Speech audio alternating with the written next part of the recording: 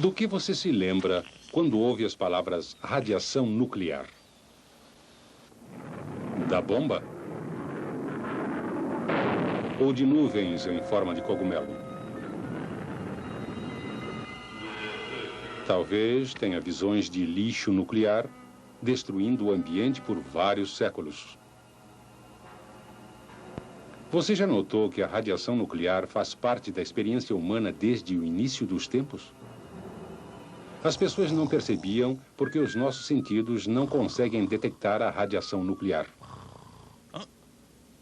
Se de alguma forma pudessem modificar a sensibilidade dos olhos, perceberiam que ela era emitida por certos tipos de rochas e até certo ponto por todos os seres vivos, incluindo o homem. Tipos de radiação. A radioatividade é um fenômeno pelo qual o núcleo emite, espontaneamente, determinadas partículas ou ondas, genericamente chamadas de radiações, transformando-se em outro núcleo mais estável. Este fenômeno se deve unicamente à instabilidade do núcleo do átomo. As radiações se diferenciam por seu poder de penetração. As do tipo alfa podem ser bloqueadas com uma folha de papel.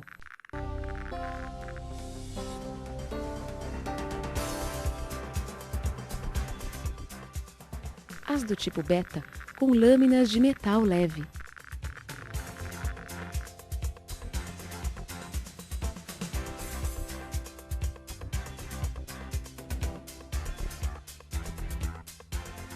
A radiação de maior poder de penetração é a do tipo gama.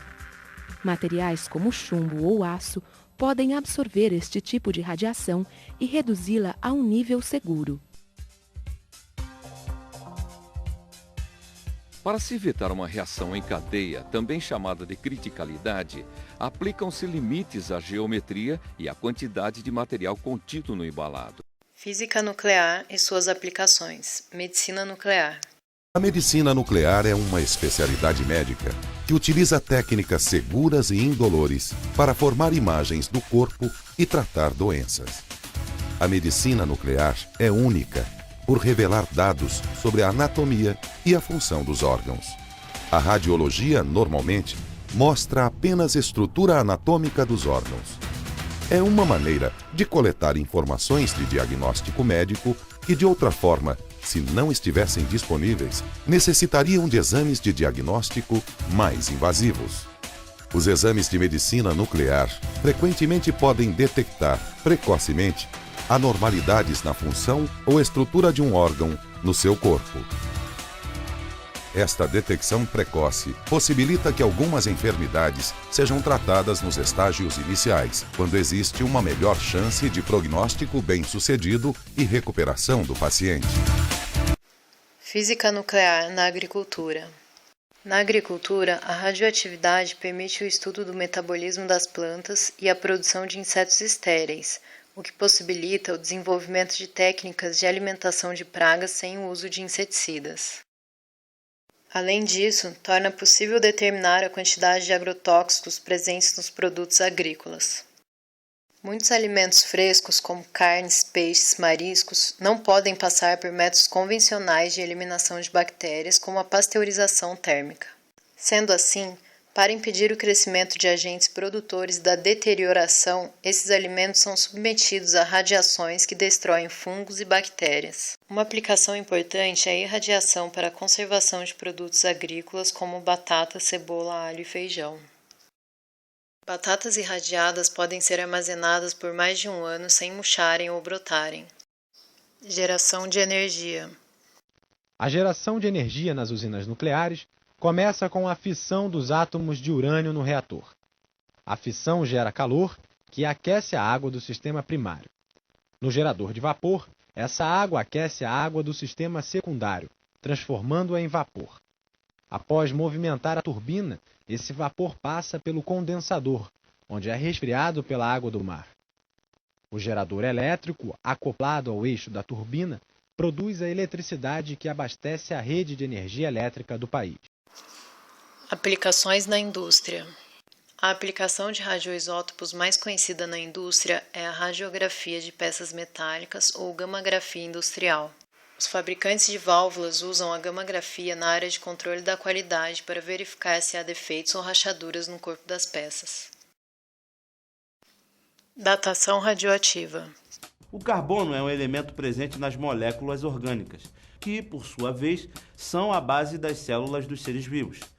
Todos os átomos de carbono têm um núcleo contendo 6 prótons e 99% deles contém também 6 nêutrons. Os átomos de 6 prótons mais 6 nêutrons têm massa de 12 e são chamados de carbono 12. O núcleo dos outros 1% contém 7 ou 8 nêutrons, além dos 6 prótons. Eles possuem massa 13 e 14, respectivamente. São os carbonos 13 e 14. Os átomos que possuem o mesmo número de prótons, mas diferentes massas, são chamados de isótopos. O carbono 14 é produzido nos limites superiores da atmosfera, a partir da ação dos raios cósmicos.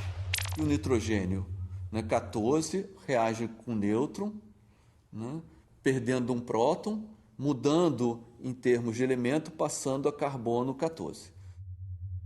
O carbono 14 é então absorvido pelas plantas através da fotossíntese e entra na cadeia alimentar da maioria dos seres vivos.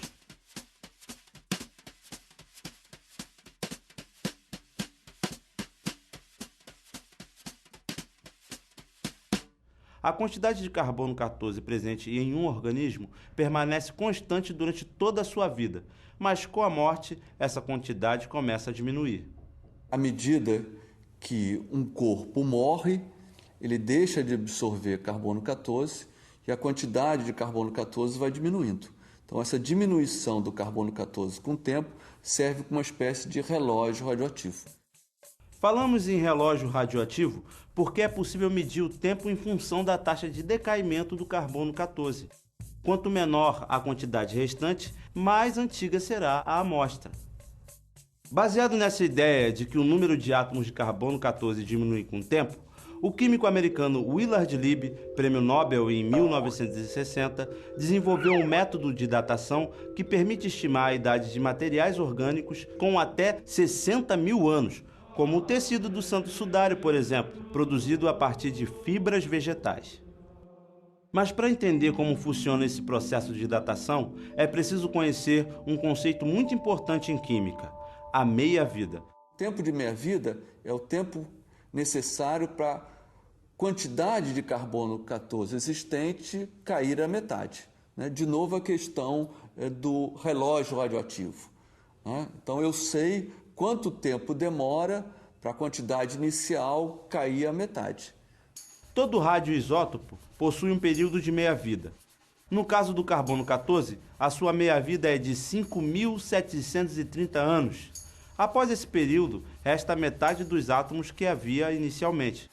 Passado mais 5.730 anos, teremos apenas um quarto da quantidade inicial, ou seja, metade da metade, e assim sucessivamente. A datação por radiocarbono é aplicável a madeiras, sedimentos orgânicos, ossos, ou seja, a todo material proveniente de um ser vivo nos últimos 60 mil anos. Depois desse tempo, a quantidade de carbono 14 é tão pequena que impossibilita um cálculo preciso. Quer dizer, não dá para datar fósseis de dinossauros com esse método, porque eles são muito mais antigos. Apesar da física nuclear estar presente de diversas formas no nosso cotidiano, muitas pessoas não têm conhecimento do que se trata. Neste momento, já somos capazes de entender melhor sobre a física nuclear e suas aplicações, podendo então participar mais ativamente do mundo em que vivemos, no qual as tecnologias estão cada vez mais próximas de nós.